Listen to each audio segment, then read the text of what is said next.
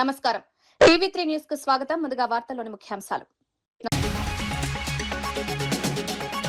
ఏకగ్రీవంగా deputy chairman గా తూమాటి మాధవరావు ఎన్నిక. వైసీపీ సభ్యుల అభినందనలు.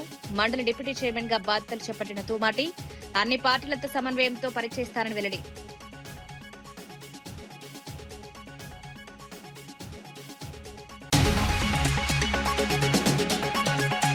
ఆయుష్ విద్యార్థుల స్టైఫెండ్ పెంచాల్సిందేనన్న రామచంద్రరావు. స్టైఫెండ్ బకాయిలు వెంటనే చెల్లించాలని డిమాండ్. తెలంగాణలోని ఇవ్వాలని వెల్లడి. ఆయుష్ విద్యార్థుల సమస్యను లేవనెత్తుతానని వ్యాఖ్య.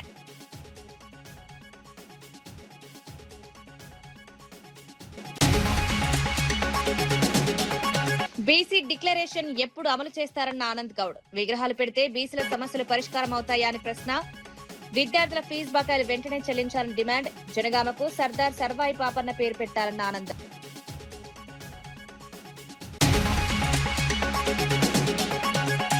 కాంగ్రెస్ వచ్చాక 50,000కు పైగా ఉద్యోగాలు భర్తీ చేస్తామన్న వివేక్. కోటపల్లిలో ఇంటిగ్రేటెడ్ స్కూల్ ఏర్పాటు చేస్తామని వెల్లడి. విద్య, వైద్యం, ఉపాధికే తొలి ప్రాధాన్యం. చెన్నూరులో 100 పడకల ఆసుపత్రి.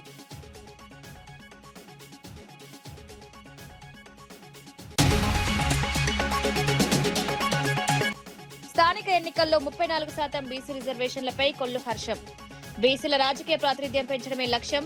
బీసీ రిజర్వేషన్లకు చట్టపరమైన రక్షణ.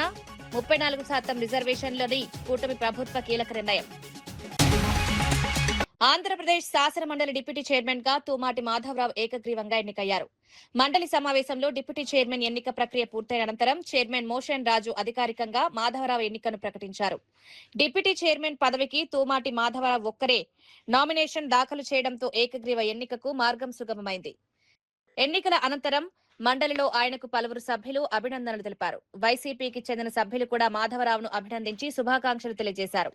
మండలి వ్యవహారాలను సమర్థవంతంగా నిర్వహించడంలో డిప్యూటీ చైర్మన్ గా తన బాధ్యతను సమర్థవంతంగా నిర్వహిస్తారని మాధవరావు తెలిపారు. సభ్యుల హక్కులు, ప్రజా సమస్యలపై చర్చలకు ప్రాధాన్యమిస్తారని పేర్కొన్నారు. మండలి కార్యకలాపాలు సజావుగా కొనసాగేందుకు అన్ని పార్టీల సభ్యులతో సమన్వయంతో పనిచేస్తానన్నారు.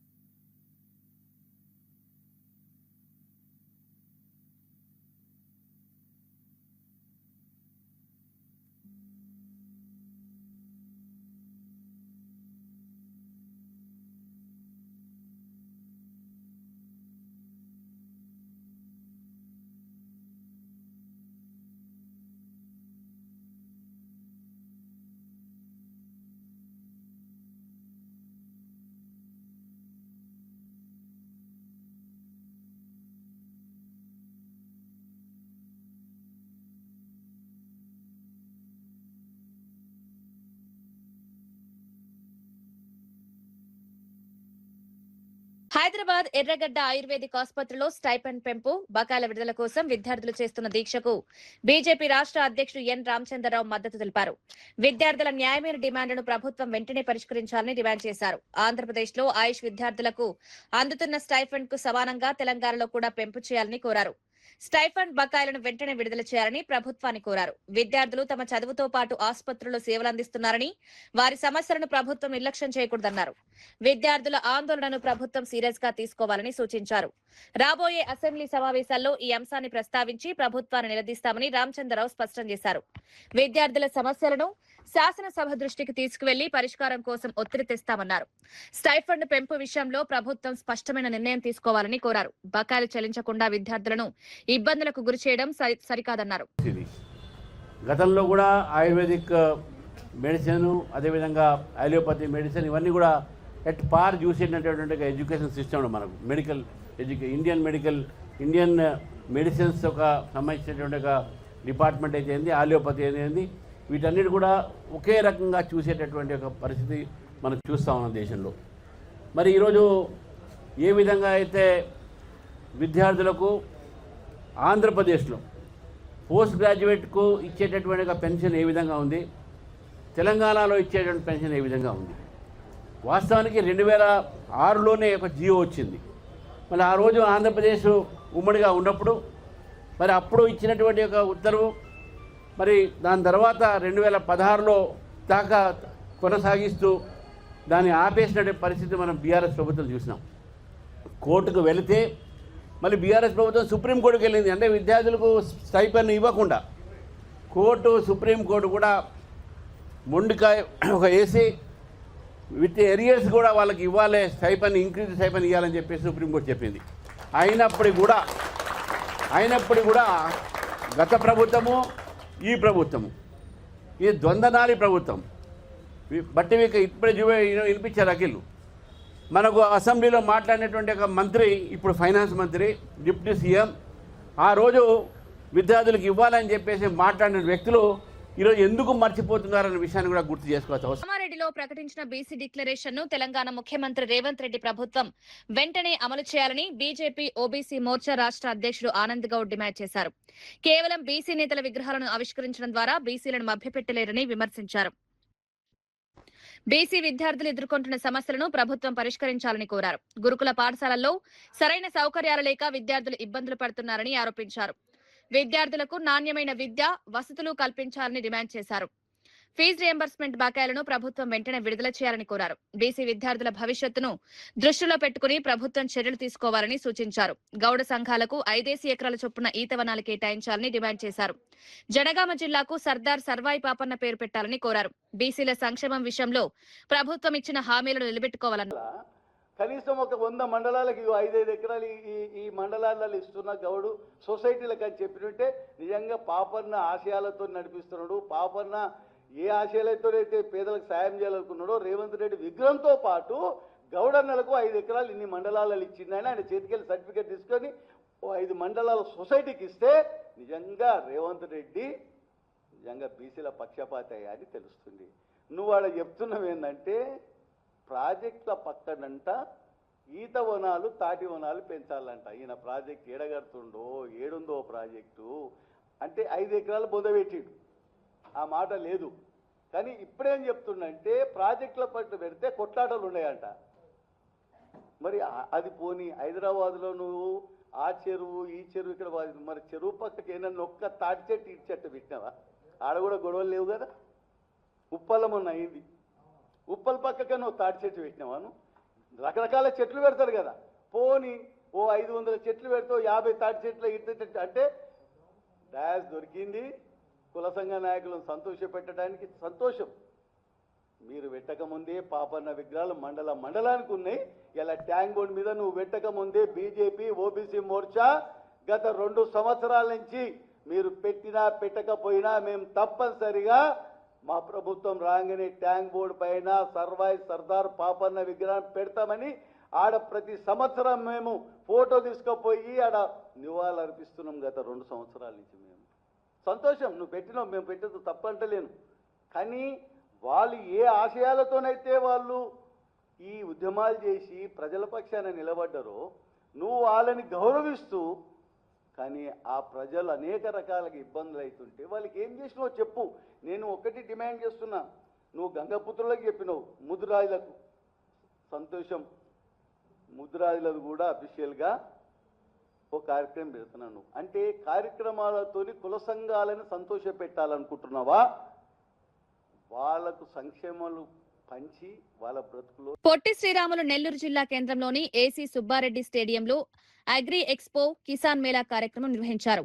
ఆంధ్రప్రదేశ్ లో వ్యవసాయ శాఖ ఆధ్వర్యంలో వ్యవసాయ సాంకేతిక యాజమాన్య సంస్థ ద్వారా ఈ కార్యక్రమాన్ని ఏర్పాటు చేశారు. రైతులకు ఆధునిక వ్యవసాయ పద్ధతులు, సాంకేతిక పరిజ్ఞానం, వ్యవసాయ రంగంలో వస్తున్న మార్పులపై అవగాహన కల్పించేందుకు ఈ ఎక్స్పో నిర్వహించారు. ఈ కార్యక్రమంలో వివిధ వ్యవసాయ విభాగాలకు సంబంధించిన నిపుణులు, అధికారులు, రైతులు పాల్గొన్నారు. రైతులు ఎదుర్కొంటున్న సమస్యలను అధికారులు, శాస్త్రవేత్తలు ప్రభుత్వ దృష్టికి తీసుకెళ్లే అవకాశం ఈ కార్యక్రమం ద్వారా లభించింది. భారత వ్యవసాయ పరిశోధన మండలికి చెందిన నిపుణులు కూడా కార్యక్రమంలో పాల్గొని రైతులకు పలు సూచనలు చేశారు. వ్యవసాయంలో ఆధునిక సాంకేతిక వినియోగం పెంచాలని సూచించారు. పంటల దిగుబడి పెంచేందుకు శాస్త్రీయ పద్ధతులను అనుసరించాలని రైతులకు వివరించారు. వ్యవసాయ రంగంలో ఎదురవుతున్న సమస్యలను శాస్త్రీయ పరిష్కారాలు కనుగొనే దిశగా నిపుణులు చర్చించారు. రైతులకు మార్కెటింగ్, పంటల నిర్వహణ, సాంకేతిక పరిజ్ఞానంపై అవగాహన కల్పించారు. ప్రభుత్వ పథకాలను రైతులు సద్వినియోగం చేసుకోవాలని సూచించారు. రైతుల సమస్యను సంబంధిత అధికారుల దృష్టికి తీసుకెళ్లేందుకు కిసాన్ మేళా వేదికగా నిలిచింది. వ్యవసాయ రంగ అభివృద్ధికి ప్రభుత్వం, శాస్త్రవేత్తలు, రైతులు కలిసి పనిచేయాల్సిన అవసరం ఉందని కార్యక్రమంలో పాల్గొన్న వారు పేర్కొన్నారు. చెప్తున్నా ఇప్పుడు మీరు ఆ రకాలతో పాటు కూడా మన సాంప్రదాయ విత్తనాలను కూడా రీసెర్చ్ సెంటర్స్ లో ఆధునీకరించి ఆర్గానిక్ వ్యవసాయం చేసే రైతులు కానీ మిగతా రైతులకు కానీ ఫౌండేషన్ సీడ్ రూపంలో కానీ సర్టిఫైడ్ సీడ్ రూపంలో కానీ శాస్త్రజ్ఞులు ఈ యొక్క రీసెర్చ్ స్టేషన్స్ నుంచి అందించాలని కోరుతున్నాను. నేను ఐఐఆర్కి ఐకార్ కూడా నా లెటర్ ప్యాడ్ మీద అర్జీ కూడా పెట్టడం జరిగింది. బోర్డు మీటింగ్ లో నేను దాన్ని లేవనెత్తి తీసుకొస్తాను. రాష్ట్ర కేంద్ర ప్రభుత్వాల ద్వారా ఏ సహకారం కావాలో నా ద్వారా శాస్త్రజ్ఞులు కానీ రీసెర్చ్ సెంటర్స్ కానీ నా సహకారం అందిస్తానని, మీ యొక్క సలహాలు ఏమైనా ఉన్నా కూడా నాకు లెటర్ రూపంలో ఇస్తే నేను పైన జాతీయ రైస్ సెంటర్ మనకి హైదరాబాద్లోనే ఉండేది కాబట్టి నేను ఒక సంధానకర్తగా రైతులకు కానీ అట్లాగే శాస్త్రజ్ఞులకు కానీ ప్రభుత్వానికి సంధానకర్తగా చేస్తాను. ఇది చాలా బర్నింగ్ ప్రాబ్లం. ఈరోజు ఆర్గానిక్ రైతులు ఆ ఫౌండేషన్ సీడ్ సర్టిఫైడ్ సీడ్ తెచ్చుకోవడానికి ఎక్కడో ఉత్తరప్రదేశ్లోనో బీహార్లోనో గుజరాత్లో ఉన్నటువంటి ఆ రైతుల దగ్గరికి వెళ్లి. నల్గొండ జిల్లాలో నాగార్జున గ్రామీణ పాఠశాల ప్రిన్సిపల్ రూపారెడ్డి హత్య కేసును పోలీసులు ఛేదించారు. ఈ కేసులో ఇద్దరు మైనర్ విద్యార్థులను నిందితులుగా గుర్తించినట్లు ఎస్పీ శరత్ చంద్ర తెలిపారు. దొంగతనం కోసం వచ్చిన ఇద్దరు విద్యార్థులు ప్రిన్సిపల్ కు అనుమానం రావడంతో ఆమె తమను గుర్తిస్తుందనే భయంతో దాడికి పాల్పడ్డారని పోలీసులు వెల్లడించారు. ఈ క్రమంలో ఆమెపై 27 సార్లు కత్తితో పొడిచి హత్య చేసినట్లు దర్యాప్తులో తేలిందని ఎస్పీ తెలిపారు. ఘటనానంతరం పోలీసులు సాంకేతిక ఆధారాలతో దర్యాప్తు చేపట్టారు. నిందితుల కదలికలను పరిశీలించి వారిని గుర్తించినట్లు చెప్పారు. నిందితుల నుంచి సుమారు 1.54 లక్షల నగదు, మొబైల్ ఫోన్లు స్వాధీనం చేసుకున్నట్లు వెల్లడించారు. కేసులో మరిన్ని వివరాలను దర్యాప్తు ద్వారా సేకరిస్తున్నామని పోలీసులు తెలిపారు. ఘటనకు సంబంధించిన ఆధారాలను సేకరించి నిందితుల పాత్రను నిర్ధారించినట్లు చెప్పారు. విద్యా సంస్థలో భద్రతపై కూడా ఈ ఘటన చర్చకు దారితీసింది. ఎవరిని అనే అవకాశం ఉంటుందని చెప్పేసి మళ్ళా ఆలోచిస్తూ స్కూళ్లలో కూడా పిల్లల్ని కూడా బాబు అనే అవకాశం ఉంటుందేమో అని చెప్పేసి సోమవారం అంటే ఒక 1 వీక్ హాలిడేస్ వాళ్ళు ఒక ప్రిన్సిపల్ గారు చనిపోయిన తర్వాత ఒక 4 డేస్ హాలిడేస్ ఇస్తే మళ్ళీ మండే రోజు స్కూల్ రీఓపెన్ అయింది. స్కూల్ రీఓపెన్ అయిన తర్వాత ఎవరైనా పిల్లలు స్కూల్కి రాకుండా ఏమైనా బయట గాలి తిరుగుళ్ళు ఏమైనా తిరుగుతుర్రా అని చెప్పేసి చెక్ చేస్తే స్కూల్ మొత్తంలో లాస్ట్ 2 రోజుల్లో మనకి ఒక 13 మంది వరకు అబ్సెంట్ ఉన్నారు. అందులో ఈ సీసీటీవీ కెమెరాస్లో వచ్చిన మన ఫోటోకి ఈ అబ్సెంట్ ఉన్న పిల్లలకి ఏదైనా లింక్ ఏమైనా ఉందా అని చెక్ చేసుకుంటే ఒక 5 10th క్లాస్ పిల్లల మీద మనకి డౌట్ వస్తుంది. అందులో కూడా వాళ్ళ గురించి మనం బ్యాక్గ్రౌండ్ వెరిఫికేషన్ చేసుకుంటూ ఉంటే ఒక 2 10th క్లాస్ పిల్లలు అదే స్కూల్లో చదువుతున్న పిల్లలు గత 2-3 రోజుల నుంచి కూడా డబ్బులు బాగా ఖర్చు పెడుతూ జనాలు వాళ్ళ ఫ్రెండ్స్లలో కూడా పార్టీలాగా ఇచ్చుకుంటూ ఎక్కువగా గాలి తిరుగుతున్నారని చెప్పి సమాచారం రాగానే వీళ్ళిద్దరి మీద మనకు సస్పిషన్ వచ్చి మనం వీళ్ళిద్దరిని వాళ్ళ పొద్దున మనం వాళ్ళని పట్టుకోవడం జరుగుతుంది. అయితే ఇందులో మనం పట్టుకున్నప్పుడు ఒక పర్సన్ అంటే వీళ్ళందరూ మైనర్స్ కాబట్టి వాళ్ళ పేర్లు మేము చెప్పలేము. అందులో JCL1, JCL2, JCL1 దగ్గర మనం 1,54,000 వరకు క్యాష్ ఆయన దగ్గర దొరుకుతుంది. ఒక చిన్న ఐఫోన్ కూడా ఉంటుంది. ఈ క్యాష్ ఎక్కడి నుంచి వచ్చిందని అడిగే క్రమంలో కూడా నాకు నా తల్లిదండ్రులు ఇచ్చినారని చెప్తారు. కాకపోతే ఆ క్యాష్ మీద రక్తపు మరకలు ఉంటాయి. ఆ రక్తం కూడా మనము చూస్తే హ్యూమన్ బ్లడ్, ఎమ్మటే ల్యాబ్కి పంపిస్తే హ్యూమన్ బ్లడ్ అని చెప్పడం జరిగింది. అయితే దాని తర్వాత మళ్ళా ఇంట్రాగేషన్లో వాళ్ళిద్దరూ కక్ష పెట్టుకొని రూపారెడ్డిని ప్లాన్ వేసి మర్డర్ చేసినట్టు కన్ఫెస్ చేసినారు. అయితే దీనికి ముఖ్య కారణం ఏంటంటే నాగర్ కర్నూలు జిల్లాలోని పలు హాస్టళ్లలో ఫుడ్ కమిషన్ అధికారులు ఆకస్మిక తనిఖీలు నిర్వహించారు. పేద విద్యార్థులకు నాణ్యమైన పోషకాలతో కూడిన ఆహారం అందుతుందా లేదా అనే అంశాన్ని అధికారులు పరిశీలించారు. హాస్టళ్లలో వంటగదులు, ఆహార పదార్థాల నిల్వ, వంట విధానం, భోజన నాణ్యత వంటి అంశాలను తనిఖీ చేశారు. విద్యార్థుల ఆరోగ్యానికి ఎలాంటి ఇబ్బందులు కలగకుండా ఆహార నాణ్యతపై ప్రత్యేక శ్రద్ధ వహించాలని అధికారులను ఆదేశించారు. హాస్టల్ నిర్వాహకులు విధుల పట్ల నిర్లక్ష్యం వహిస్తే కఠిన చర్యలు తప్పవని హెచ్చరించారు. విద్యార్థులకు అందించే భోజనంలో నాణ్యతా ప్రమాణాలు తప్పనిసరిగా పాటించాలని సూచించారు. ఆహార పదార్థాలను పరిశుభ్రమైన వాతావరణంలో నిల్వ చేయాలని చెప్పారు. విద్యార్థుల ఆరోగ్య పరిస్థితిని ఎప్పటికప్పుడు పర్యవేక్షించాలని అధికారులకు సూచించారు. హాస్టళ్లలో పారిశుద్ధ్యం, తాగునీరు, వంటగది పరిశుభ్రతపై కూడా దృష్టి పెట్టాలని ఆదేశించారు. పేద విద్యార్థులకు ప్రభుత్వం అందిస్తున్న వసతుల్లో ఎలాంటి లోపాలు లేకుండా చూడాలని పేర్కొన్నారు. విద్యార్థుల నుంచి కూడా ఆహారం, వస్తువులపై వివరాలు తెలుసుకునే ప్రయత్నం చేశారు. హాస్టళ్లలో నాణ్యమైన భోజనం అందించడంలో అధికారుల నిరంతరం పర్యవేక్షణ కొనసాగించాలని సూచించారు. ఇప్పటికి మాత్రం నేను మిమ్మల్ని అందరినీ మెచ్చుకోకుండా ఉండలేదు. 50% చేంజెస్ వచ్చినాయి. చాలా బాగా అప్పటికి ఇప్పటికి చాలా సక్సెస్ అయింది. ఇంకా 100% ఆహార భద్రతా వ్యవస్థని ఇక్కడ మనం అమలు చేయాల్సిన అవసరం ఉంది. ఎందుకంటే ఉక్కు పిడికిళ్ళు, ఇనుప కండరాలు, దృఢ సంకల్పం గల యువత ఈ దేశానికి అవసరం అన్నారు స్వామి వివేకానంద.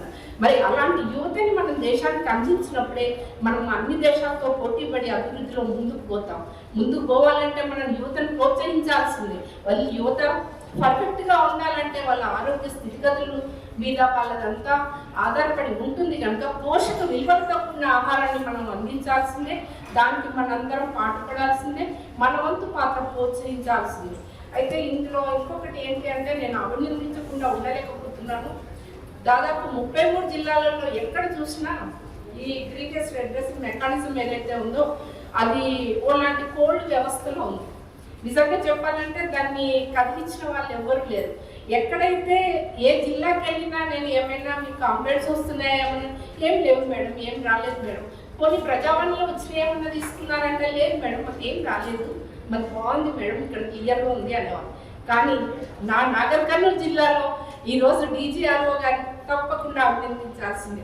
67 కేసులు వచ్చినాయని చెప్పారు. ఎక్కడ ఏమొచ్చినాయి, ఏ ఊర్లో ఎన్ని ఉన్నాయి, ఎన్ని డిస్పోజల్ చేశారు అనేసి ఒక రిటర్న్ లో మాకు పెట్టిన ఏకైక వ్యక్తి డీజీఆర్ఓ గారు ఎవరైనా ఉన్నారంటే 33 డిస్ట్రిక్ట్స్ లో ఈ డీజీఆర్. అందుకే మీరందరూ అభినందించాల్సిందే, తప్పకపోతారు. తెలంగాణలో 22A నిషేధిత జాబితాలో భూముల చేర్పుపై మాజీ మంత్రి ఎమ్మెల్యే సబితా ఇంద్రారెడ్డి తీవ్ర ఆరోపణలు చేశారు. ముఖ్యమంత్రి రేవంత్ రెడ్డికి అన్నీ తెలిసే భూములను 22A జాబితాలో చేర్చారని ఆరోపించారు. కాలనీల్లో అక్కడక్కడా మిగిలిపోయిన ఎకరం, 2 ఎకరాలు, 5 ఎకరాల భూములను కబ్జా చేయడమే లక్ష్యంగా ఈ చర్యలు జరుగుతున్నాయని విమర్శించారు. అసైన్డ్ భూముల యజమానులను భయపెట్టి అగ్రిమెంట్లు చేసుకుంటున్నారని ఆరోపించారు. వక్ఫ్ బోర్డు, దేవాలయ భూములపై కూడా అక్రమాలకు పాల్పడుతున్నారని అన్నారు. ఇంత పెద్ద స్థాయిలో రెవెన్యూ శాఖ నిర్ణయాలు తీసుకుంటున్నప్పుడు ముఖ్యమంత్రి, సంబంధిత మంత్రి తెలియకుండా జరిగే అవకాశం లేదని ప్రశ్నించారు. ఇప్పుడు మొత్తం వ్యవహారాన్ని అధికారులపైకి నెట్టే ప్రయత్నం జరుగుతోందని ఆరోపించారు. భూముల యజమానులు రిజిస్ట్రేషన్ల కోసం కార్యాలయాల చుట్టూ తిరుగుతున్నారని తెలిపారు. నిషేధిత జాబితాలో భూములు చేర్చే ముందు పూర్తిస్థాయి పరిశీలన చేయాలని డిమాండ్ చేశారు. నిజమైన భూ యజమానులకు న్యాయం చేయాలని కోరారు. చేస్తున్నది వాస్తవంగా అర్థమైంది. అంటే చాలా చాలా కలెక్టర్ ఆఫీస్ పోతే మొత్తం వీళ్ళే ఉంటారు, మీరు అన్నట్టు వీళ్ళే ఉంటారు. ఇదొకటైతే మా దగ్గర ఇంకొకటి కూడా నడుస్తుందండి దందా. అసైన్ ల్యాండ్స్ భయపెట్టించో ఏదో చేసి ఇంకా మీకు ఏది రాదు మీరు ఇచ్చేసేయండి అని చెప్పేసి అసైన్ ల్యాండ్స్ అన్ని అగ్రిమెంట్లు చేసేసుకున్నారు. మహేశ్వరం కందుకూరులో చూస్తే ఒక్కసారి కళ్ళు వెనక్కి తిరిగి చూస్తే ఎక్కడ కూడా ల్యాండ్ లేకుండా మొత్తం అగ్రిమెంట్ల మీద వెళ్ళిపోయింది. ల్యాండ్ అంతా కూడా పోయింది. మరి ఎట్లా చేసుకుంటారో తెలీదు. అసైన్ ల్యాండ్స్ అనేది తీసేసుకుంటున్నారు. వక్ఫ్ బోర్డ్ ల్యాండ్స్ అసలు అవి లేవు, ఆ వక్ఫ్ బోర్డ్ ల్యాండ్స్ తీసేసుకుంటారు. దేవాదాయ భూములు అసలు ఎట్లా అంటే ఒక డేగల్లాగా పడిపోతూ ఉన్నారు. భూములు ఎక్కడుంటే అక్కడ అవి సరిపోవని ఇప్పుడు కాలనీలో హైదరాబాద్ సిటీలో నాట్ ఓన్లీ నా ఒక్క కాన్స్టిట్యున్సీ కాదు, ఇబ్రాహీంపట్నం కానివ్వండి, ఎల్బీ నగర్ కానివ్వండి, పట్టంచెరు ఏరియాలో కానివ్వండి, ఈ సరౌండింగ్స్లో అంతా కూడా మొత్తం కూడా ఈ కాలనీస్లో వాళ్ళందరూ కూడా 22A పెట్టడంతో ఒక భయాందోళనతో నిద్రలేని రాత్రులు గడుపుతున్నారు. మీరు 100% ముఖ్యమంత్రి గారు చెప్పినట్టు ఏదో నామకే వస్తే 2 రోజులలో చేస్తాం తెలీదా వీళ్ళకు? పెట్టినప్పుడు ప్రభుత్వంలో ఒక పెద్ద నిర్ణయం తీసుకుంటున్నప్పుడు ముఖ్యమంత్రి గారికి బాధ్యత ఉండదా? ఏదో రెవెన్యూ మినిస్టర్ మీద దోసేసి, రెవెన్యూ మినిస్టర్ అధికారుల మీద దోసేస్తే ఇదేం పాలన, ఇదేం ప్రభుత్వము? ఎవరికి ఎవరు జవాబుదారీగా ఉన్నారు? ఎవరిని సఫర్ చేస్తున్నారు మీరు? అల్టిమేట్గా ప్రజలను ఇబ్బంది పెడతా ఉన్నారు. ఒక రెవెన్యూ డిపార్ట్మెంట్లో కొన్ని పెద్ద నిర్ణయం తీసుకున్నారు, ముఖ్యమంత్రి గారికి పాత్ర ఉండదా? 100% ఉంటుంది. ముఖ్యమంత్రి గారి నోటీసులో లేకుండా ఇది పెట్టనే లేదు, మంత్రి గారి నోటీసులో లేకుండా అధికారులు ఇది పెట్టరు. ఖచ్చితంగా ప్రభుత్వం నుండి డైరెక్షన్ ఉంటుంది కాబట్టి ఇది చేసి ఉన్నారు. కానీ ఎవరిని ఇబ్బంది పెడుతున్నది ఇప్పటికైనా ఆలోచించుకోవాలి. అదేదో తప్పు జరిగిపోయింది క్షమించండి అంటే అంత ఈజీగా అయ్యేది కాదు. ఎంతమంది బాధపడి ఉంటారు? ఎన్ని నిద్రలేని రాత్రులు 3-4 నెలల నుండి నడుస్తుంది ఇది. ఈ 1 వీక్ నుండి కాదు, 3-4 నెలల నుండి ఎవరంతలో వాళ్ళు సఫర్ అయిపోయి ఎక్కడంటే అక్కడ పోయి ఎవరికి దండం పెట్టాలో ఏం చేయాలో అర్థం కాని పరిస్థితులలో తిరుగుతున్న సందర్భం చూస్తున్నాం. అందరు కూడా మేమేం చేస్తామంటే పాపం మేడం దగ్గరికి పోతే ఏమవుతుంది, 22A కదా, అధికారుల దగ్గర పోదాం, ఏం చేద్దామో, దండం పెడదాం, పోదాం. కొంతమంది మధ్యలో మధ్యలో బ్రోకర్లు కొంతమంది తిరుగుతున్నారు. ఇదంతా వాస్తవం జరుగుతూ ఉంది. ఇప్పుడు ఏమీ తెలియనట్టు 2 రోజులలో క్లియర్ చేయాలని ముఖ్యమంత్రి గారు చెప్పి వెళ్ళిపోయారు. ఫ్లైట్ ఎక్కి వెళ్ళిపోయింది. మళ్ళీ 20 రోజుల దాకా రాడైనా. కానీ ఇక్కడ బాధపడేది ఎవరు? ఖచ్చితంగా సామాన్యులు బాధపడుతున్నారు. మా కాలనీలలో అయితే 200 గజాలు, 300 గజాలు, 150 గజాలలో ఇండ్లు కట్టుకొని ఉన్న వాళ్ళే ఉన్నారు. కానీ మీకు కూడా నా రిక్వెస్ట్ ఏంటంటే ఎక్కడ కూడా భయపడకండి. ఖచ్చితంగా మీ తరఫున ఫైట్ చేయడానికి కేసీఆర్ గారి నాయకత్వంలో పెద్దలు హరీష్ రావు గారు ఇప్పుడు ఏదో చెప్తున్నారో మీకు భరోసా ఇచ్చే ప్రయత్నం. కానీ దాని వెనకాల ఏం జరుగుతుందని కనీసం మతలబ్ తీయండి. మీరు అనుకుంటే ఖచ్చితంగా తీస్తారు. ఎందుకు పెట్టారు ఇన్ని రోజులు? యాదాద్రి భువనగిరి జిల్లాలో పెండింగ్ లో ఉన్న సాగునీటి ప్రాజెక్టులకు నిధులు విడుదల చేయాలని డిమాండ్ చేస్తూ పాదయాత్ర చేపట్టనున్నట్లు సిపిఎం రాష్ట్ర కమిటీ సభ్యుడు కొండమడుగు నరసింహ తెలిపారు. జిల్లా ఏర్పడి దశాబ్దం పూర్తవుతున్నా ఒక్క సాగునీటి ప్రాజెక్టు కూడా పూర్తి స్థాయిలో పురోగతి సాధించలేదని విమర్శించారు. బస్వాపురం, గంధమల్ల, చర్లగూడెం వంటి బహుళార్థ సాధక ప్రాజెక్టులు నిధుల కొరతతో ఏళ్లుగా పెండింగ్ లో ఉన్నాయని తెలిపారు. ఈ ప్రాజెక్టులకు వెంటనే నిధులు విడుదల చేసి పనులు పూర్తి చేయాలని డిమాండ్ చేశారు. బునాదిగాని కాల్వ, ధర్మారెడ్డిపల్లి, పిల్లాయిపల్లి కాలువల పనులకు కూడా నిధులు కేటాయించాలని కోరారు. ప్రాజెక్టుల కోసం భూములు కోల్పోయిన నిర్వాసితులకు నష్టపరిహారం చెల్లించాలని డిమాండ్ చేశారు. ఈ నెల 29, 30, 31 తేదీల్లో భువనగిరి నుంచి హైదరాబాద్ లోని ఇందిరా పార్క్, ధర్నా చౌక్ వరకు పాదయాత్ర నిర్వహిస్తామన్నారు. 31వ తేదీన ఇందిరా పార్క్ వద్ద భారీ మహాధర్నా నిర్వహించనున్నట్లు తెలిపారు. అందుకనే ప్రజలు, రైతులు, వ్యవసాయ కూలీలు, వృత్తిదారులు పెద్ద ఎత్తున పాల్గొని ఈ కార్యక్రమాన్ని జయప్రదం చేయాలని కోరుతా ఉన్నాం. గత పాలకులు కానీ ఈ పాలకులు కానీ ప్రజల్ని మోసం చేస్తూ ఉన్నారు, హామీలు ఇస్తున్నారు, కానీ అమలు చేసే పరిస్థితులు లేదు. కేసీఆర్ ప్రభుత్వం గతంలో కొన్ని ప్రాజెక్టులు యాదాద్రి జిల్లాలో ప్రారంభించిండు. ఇందులో ప్రధానమైనది బస్వాపురం రిజర్వాయర్కి సంబంధించి, అదేవిధంగా మునుగోడు ప్రాంతానికి కీలకమైన ప్రాజెక్టు కూడా ప్రభుత్వం ఆ రోజు తీసుకున్న శివన్నగూడెం సంబంధించిన ప్రాజెక్టు, అదేవిధంగా ఈ మధ్య కాలంలో గంధమల్ల ప్రాజెక్టు, ఈ 3 ప్రధాన ప్రాజెక్టులు యాదాద్రి జిల్లాకు రైతాంగానికి సాగునీరుకు ఉపయోగపడే ప్రాజెక్టులు ఉన్నాయి. అదేవిధంగా చిన్ననీటి కాలువలు, పోచంపల్లిలో ప్రధానమైన కాలువ పిలాయిపల్లి కాలువ, ఈ కాలువ కూడా పూర్తి స్థాయిలో పూర్తి కాలేదు. ఇంకా నష్టపరిహారం రైతులకు రావాల్సి ఉంది, వెడల్పు చేయవలసి ఉంది, నీళ్లు అందించవలసి ఉన్నది. ఈ నీళ్లు సరిగ్గా అందించే పరిస్థితిలో కూడా ప్రభుత్వం లేని పరిస్థితి ఉంది. ఈ ప్రాంతం దోతిగూడెం కానీ, జుబ్లక్పల్లి కానీ, అంతమ్మగూడెం కానీ మొత్తం ఈ ప్రాంతంలో సుక్క నీరు లేని పరిస్థితి ఉంది. అందుకని మూసీ జలాలు కూడా ఈ ప్రాంతానికి తీసుకురావడానికి ప్రయత్నం చేయాలి. పోచంపల్లి, మూసీ విషకాలుష్యం నుంచి కడప జిల్లా బ్రహ్మంగారి మఠం మండలం కమ్మవారిపల్లిలో భూ వివాదం రాజకీయ రంగు పులుముకుంది. తమ పూర్వీకుల భూమిని రాజకీయ కక్షలతో ఆక్రమించుకునేందుకు ప్రయత్నాలు జరుగుతున్నాయని ముద్దు కృష్ణమనాయుడు ఆరోపించారు. దిరసవంచ రెవెన్యూ పరిధిలోని సర్వే నెంబర్లు 818, 819లో ఉన్న భూములపై వివాదం కొనసాగుతోందన్నారు. గత 4 తరాలుగా తమ కుటుంబానికి చెందిన 14 మంది భౌతిక కాయాలను ఖననం చేసిన స్థలాన్ని కూడా ఆక్రమించేందుకు ప్రయత్నిస్తున్నారని ఆరోపించారు. ప్రత్యర్థులు తమపై ఆరోపణలు చేస్తున్నారని, అయితే వారి వద్ద ఉన్న పత్రాలపై కూడా అనుమానాలున్నాయన్నారు. కొమ్మినేని మాధవ నకిలీ డీకేటీ పత్రాలు సృష్టించారని ఆరోపించారు. మాదాల సుబ్బయ్య ఆర్ఎస్ఆర్ పత్రాలను ట్యాంపర్ చేసి భూమి విస్తీర్ణాన్ని మార్చారని పేర్కొన్నారు. ఈ ఆరోపణలకు సంబంధించిన ఆధారాలు తమ వద్ద ఉన్నాయన్నారు.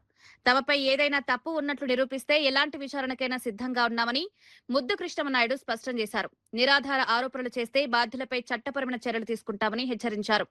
భూ వివాదాన్ని రాజకీయ కక్షలతో కాకుండా చట్టపరమైన ఆధారాలతో పరిష్కరించాలని కోరారు. కోర్టు క్వాస్ వేసుకొని నా మీద పెట్టిన అక్రమ కేసు అని చెప్పి నేను స్టే తెచ్చుకోవడం జరిగింది. తర్వాత 2019 వరకు ఎవరు భూముల్లో వాళ్ళు ఉన్నారో, ఎవరి దాంట్లో వాళ్ళు ఉన్నారో బాగానే ఉంది.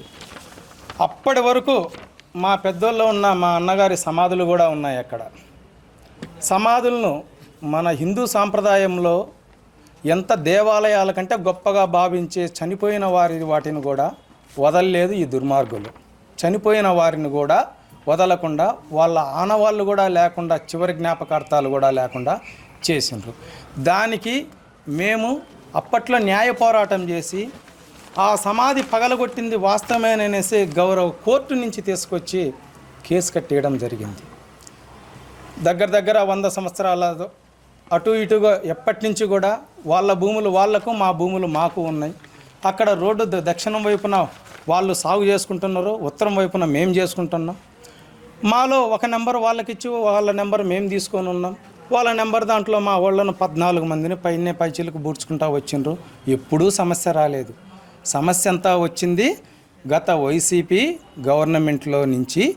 మా మీద కక్షగట్టి ఒక రిటైర్డ్ అయ్యే తహసీల్దార్ సుబ్బరామయ్య గారి చేత వాళ్ళ అక్రమ ఆన్లైన్లు చేసి మేము వచ్చేసి ఒకటే. స్థానిక సంస్థల ఎన్నికల్లో బీసీలకు 34% రిజర్వేషన్లు కల్పించాలని ప్రభుత్వం తీసుకున్న నిర్ణయంపై మంత్రి కొల్లు రవీంద్ర హర్షం వ్యక్తం చేశారు. బీసీలకు రాజకీయ స్వేచ్ఛ కల్పించడంలో టీడీపీ ప్రభుత్వాల పాత్ర కీలకమన్నారు. ఎన్టీఆర్ హయాంలో తొలిసారిగా బీసీలకు 20% రిజర్వేషన్లు కల్పించారని గుర్తు చేశారు. అనంతరం చంద్రబాబు నాయుడు ముఖ్యమంత్రిగా ఉన్న సమయంలో బీసీ రిజర్వేషన్లను 34% పెంచారన్నారు. గత వైఎస్ఆర్సీపీ ప్రభుత్వం కుట్రపూరితంగా 24% తగ్గించిందని ఆరోపించారు. దీనివల్ల సుమారు 16,000 మందికి రాజకీయ అవకాశాలు కోల్పోయాయని పేర్కొన్నారు. ప్రస్తుత కూటమి ప్రభుత్వం బీసీల రాజకీయ సామాజిక అభివృద్ధికి కట్టుబడి పనిచేస్తోందన్నారు. స్థానిక సంస్థల ఎన్నికల్లో బీసీలకు 34% రిజర్వేషన్లు కల్పించేందుకు చర్యలు తీసుకుంటామని తెలిపారు. భవిష్యత్తులో బీసీ రిజర్వేషన్లకు ఎలాంటి ఆటంకాలు రాకుండా చట్టపరమైన రక్షణ కల్పిస్తామని హామీ ఇచ్చారు. ఎన్నికలు కూడా చట్ట ప్రకారంగా 34%తో జరిగినాయి. కానీ దుర్మార్గమైనటువంటి ఆలోచన కలిగినటువంటి జగన్మోహన్ రెడ్డి ఒక తప్పుడు జీవో తీసుకొచ్చి ఆ జీవో ద్వారా 34% నుంచి 24% తీసుకొచ్చారు. దానివల్ల అనేక మంది దాదాపు 16,800 మంది స్థానిక సంస్థలో పోటీ చేసిన అర్హత కోల్పోయారు. మరి అటువంటి ఒక దుర్మార్గమైనటువంటి ఆలోచన చేశారు. మరి గౌరవ ముఖ్యమంత్రి గారు అపోజిషన్ మేము అందరూ కూడా పోరాడాం. మా అందరి మీద కూడా కేసులు పెట్టాం. పోరాడాం. ఇవాళ ఆ 34% ఇస్తాను మేము ఆ రోజు హామీ ఇచ్చాం. దాని ప్రకారం క్యాబినెట్లో డెసిషన్ తీసుకున్నాం. నిన్న అసెంబ్లీలో కూడా ఏకగ్రీవంగా తీర్మానం చేశాం. ఇది మరొక బలహీన వర్గాలకు ఒక పండగ దినం అని కూడా ఈ సందర్భంగా తెలియజేస్తూ ఇది భవిష్యత్ తరాలకి రాబోయే కాలంలో మరింత చైతన్యం తీసుకురావడానికి, ఎందుకంటే సుప్రీంకోర్టులో కేసులు వేయిస్తారు, తప్పుడు పనులు చేయిస్తారు, అవన్నీ చేసినా కూడా చట్ట ప్రకారం ఎదుర్కొంటానికి ఇవాళ ప్రభుత్వం సిద్ధంగా ఉంది. సైబర్ నేరస్తులు చేసిన ₹1 కోటి మోసాన్ని సైబరాబాద్ పోలీసులు కేవలం 10 రోజుల్లో ఛేదించారు. బాధితుడి నుంచి మోసపూరితంగా బదిలీ అయిన మొత్తం ₹1 కోటి తిరిగిప్పించారు. ఓ చీరల వ్యాపారి పేరుతో నకిలీ వాట్సాప్ సందేశాన్ని అతని అకౌంటెంట్ కు పంపిన సైబర్ నేరస్తులు అత్యవసరంగా డబ్బు పంపించాలని నమ్మించారు.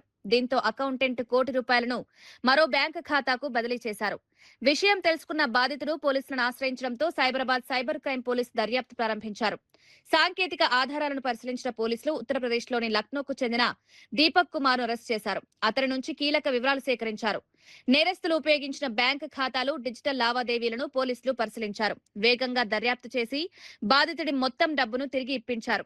వాట్సాప్ లో కనిపించే పేరు, ప్రొఫైల్ ఫోటో ఆధారంగా మాత్రమే వ్యక్తిని నమ్మి డబ్బులు బదిలీ చేయవద్దని సైబరాబాద్ సిపి రమేష్ సూచించారు. గుర్తు తెలియని వ్యక్తులు పంపే ఏపీకా ఫైళ్లను ఇన్స్టాల్ చేయొద్దని హెచ్చరించారు. అనుమానాస్పద లింకులు, సందేశాల విషయంలో అప్రమత్తంగా ఉండాలని సూచించారు.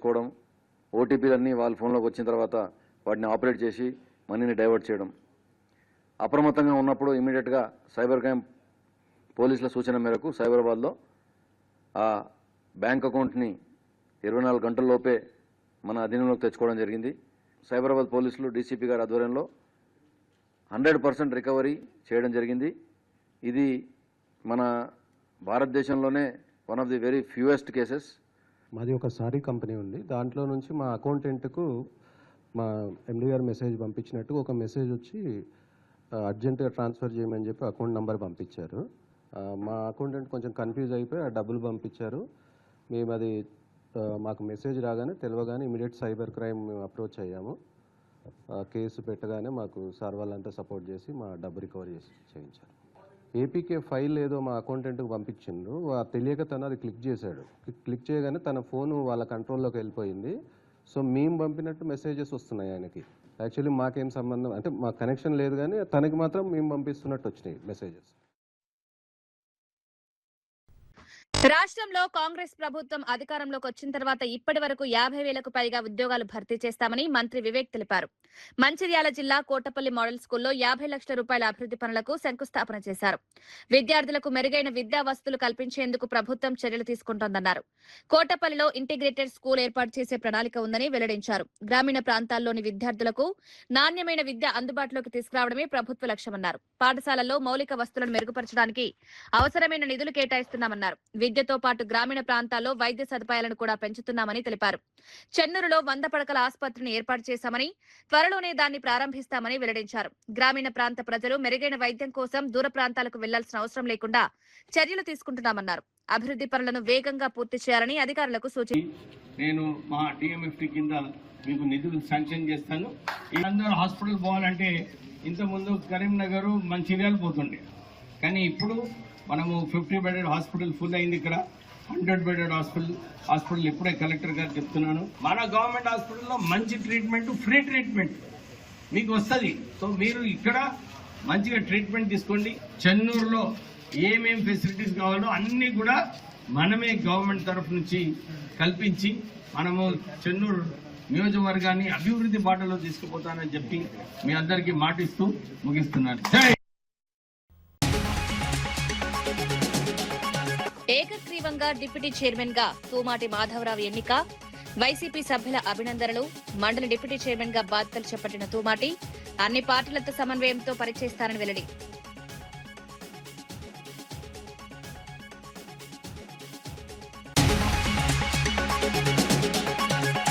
ఆయుష్ విద్యార్థుల స్టైఫెండ్ పెంచాల్సిందేనన్న రామచంద్రరావు. స్టైఫెండ్ బకాయిలు వెంటనే చెల్లించాలని డిమాండ్. తెలంగాణలోని ఇవ్వాలని వెల్లడి. ఆయుష్ విద్యార్థుల సమస్యను లేవనెత్తుతానని వ్యాఖ్య.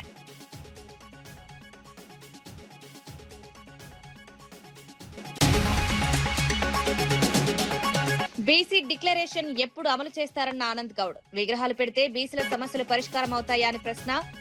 విద్యార్థుల ఫీజు బకాయిలు వెంటనే చెల్లించాలని డిమాండ్. జనగామకు సర్దార్ సర్వాయి పాపన్న పేరు పెట్టారన్న ఆనంద్.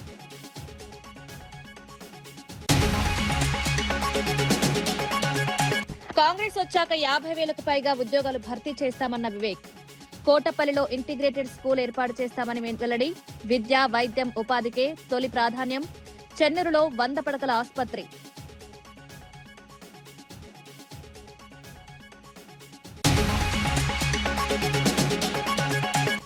స్థానిక ఎన్నికల్లో 34% బీసీ రిజర్వేషన్లపై కొల్లు హర్షం.